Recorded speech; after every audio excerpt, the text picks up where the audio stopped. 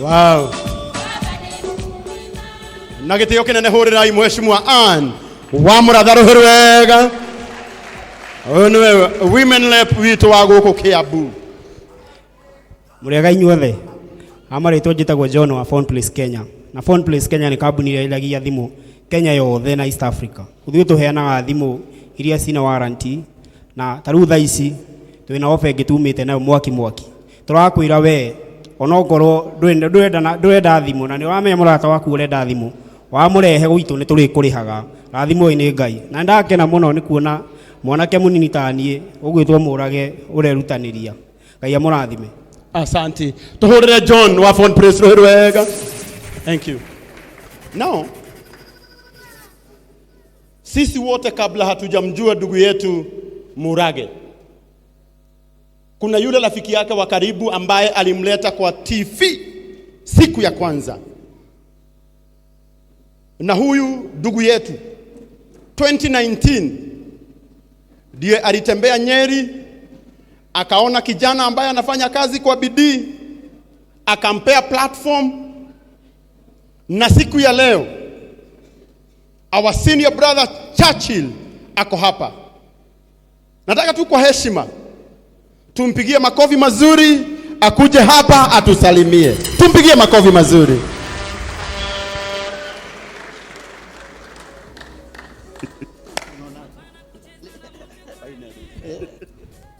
Bwana asifiwe. Bwana asifiwe tena. Mwadhani agosho. Great. I'll make it very short. Taiba fupi sana kwa sababu leo ni siku ya kushukuru Mungu kwa sababu ya Gibson, Murage. Let's appreciate God and thank God for Gibson. Kuna jamaa aliandika wakati we posted it, akasema mnaenda kufungua duka ya viti na meza. Nikamwambia tuende kufungua duka ya viti na meza. Tunaenda kuwa part of a journey, a testimony of what God can do to one person to affect thousands of lives. And that's why today I'm here. I want to celebrate you in a big, big way. And thank you so much, Bishop, for standing with Gibson. Gibson, tulikutana naye very miraculously kwa sababu tulikuwa tumeenda mazishi kwa kina Karimbo. Alafu Karimbo ni comedian, tulikuwa naye by Churchil show. Sasa tukitoka hapo tukaenda Nyeri. Sasa kuna haka kajamaa kanashinda na mimi hapa. Akaniachi, tunaenda kula kuku, inaitwaje hiyo mahali ya kuku? Tumus. Anakaa hapa, hataki kuniacha hapa. Kwani you've already introduced me to nisha kujua unaitwa Gibson. Na baba mimi nafanyaga mambo ya furniture, ni sawa. Uliniambia tukiwa huko, umeniambia hapa. Tukatoka hapo tukaenda mahali nyingine inaitwa 019. Bado wako hapa. Uliniambia unatengeneza viti, ni sawa. Tumekaa mpaka usiku wa manane. Mimi ni yule bado natengeneza viti. Namwambia ni sawa, nasikia niko na usingizi, nataka kwenda kulala. Kabla ulale nilikuwa nataka kukukumbusha kwamba bado mimi ni yule Gibson wa viti, just in case usahau, ni mimi bado huyo. Nikienda kuingia kwa gari, sasa niko na usingizi, it's around 3 am. Teremsha kio. Ni yule kijana wacha tutaonana kesho, ni sawa. Katuangalia tukaenda. Guess what? Alijua mahali nalala. Asubuhi afunguliwa gate. Mwambie ni yule kijana. Ni nani? Ni Gibson, yule kijana wa mbao na viti. Niko hapa. And you know that night alikuwa anataka kunipeleka kwa duka yake. Nikamwambia tutafanya kesho. Asubuhi he was there. So tukaenda kakamkahawa kingine kadogo sana. Kunywa chai kadogo sana, hata mwenyewe hata anijui, hata ana TV, ana radio, hata tukakula maandazi na chai, alafu tukaenda kwa duka yake. So haikuwa duka moja kubwa sana vile alikuwa ananisifia. Juu hata vile alisema Modern Pacific, nilikuwa nafikiri ni wazungu wameandika na Wahindi.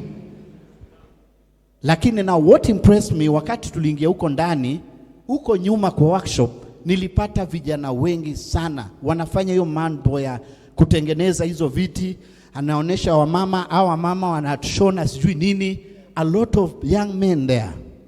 Alafu kaniambia huyu amemtoa kwa street, amemsaidia sasa ni fundi, huyu nawe natoaga hivi. Now that touched my heart.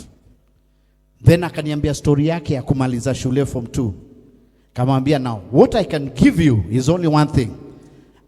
Churchil show is not on television right now, lakini nitakuja ni kurecord na niweke kwa YouTube. And that's where the journey of Mr. Gibson began. So I'm so happy that after all those days and all this publicity you got after that, you've never stopped believing and dreaming. Leo nakimbia Garden City. Kuna duka tumefungua inaitwa Panda. Umesikia Panda? Ni hao Chinese wako na vitu over 200,000. Kumejaa watu huko, ni crisis. Watu wana shop mpaka saa 8 usiku. Now, Gibson, I want to tell you this. Those Chinese are putting over 1 billion shillings in that one shop. Sasa wewe ile utafanya as you go on, and I'm sure Bishop atakushikilia mkono, ushikane na institutions na watu ambao wanaweza kusaidia kuscale up. Kuscale up ni kusonga mbele. Tusikie kuna Modern Pacific, iko Nakuru, iko Kisumu, iko Mombasa, na inawezekana Gibson. The only problem we have as Africans, shida yetu ni kwa sababu mtu ushikilia kitu moja, unashikilia. Nikikuitisha for example, mimi natengeneza mkate for example, nikikwambia niletee mikate 100,000, you don't know how to do it. So what you do, tunafaa kushikana.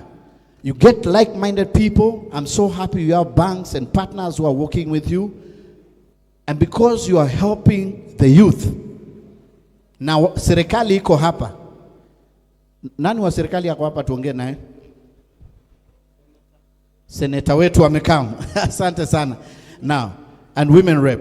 Now, people like him, sio lazima uwapatie OGW na HSC na whatever.